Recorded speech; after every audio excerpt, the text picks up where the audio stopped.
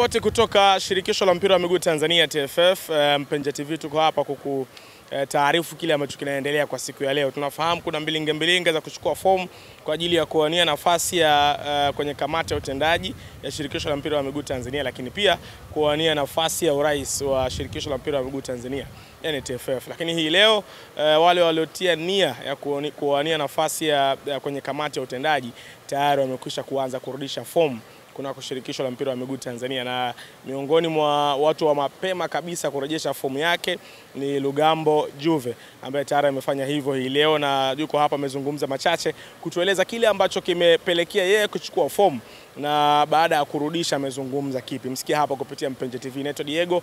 Mpenja TV tunazungumza michezo, tunakupa ripoti ya kila kinachoendelea kuanzia mchakato huu wa kuchukua fomu, kurudisha mpaka ambapo mchakato huu wa uchaguzi utakapofikia tamati. Kwanza watazamaji, majina yako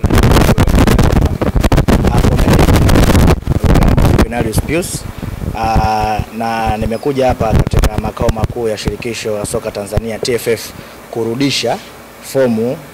Mimi ni mtiania katika nafasi ya kamati tendaji ya TFF, au kwa lugha nyingine ni executive committee, ambao katika nafasi hiyo kutachaguliwa wajumbe 6.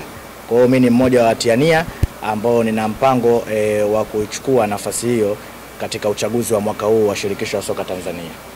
Ni kweli, na hicho ni jambo ambalo limenisukuma. Niwaambie kabisa kwamba mpira mimi ni passion yangu, kwa sababu ukiwa na qualities za uongozi ila hauna passion na mchezo, inakuwa ni ngumu kuongoza huu mchezo. Na pia tukumbuke kwamba mchezo pia it's more about professional kuliko mambo ambayo zamani watu walikuwa wamezoea. Kwa hiyo cha kwanza kabisa mimi na passion na mpira wa miguu. Ni mchezo ambao nimekuwa nikiupenda katika maisha yangu yote. Cha pili, kwa miaka takriban 5 iliyopita nimekuwa kwenye industry ya michezo.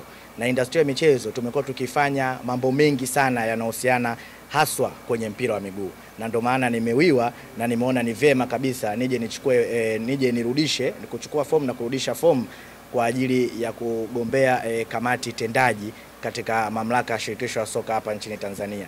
Kwa hiyo nimeshafanya matukio mengi ambayo ni ya kimichezo, na watu ambao nimeshakutana nao kwenye mpira nao wananijua, na vile vile nimeshiriki matukio mengi ambayo ni ya kimpira, na naamini kabisa kwamba uzoefu ambao nilionao mpaka sasa watu wanaweza kama mnavyoona mimi ni kijana mdogo, na kwa takwimu inawezekana mimi ndo kijana mdogo kabisa kuchukua fomu katika nafasi kama hii.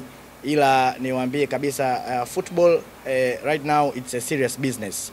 Ni biashara ambayo iko very serious, na inahitaji watu professional, na inahitaji watu capable, inahitaji watu ambao ni qualified.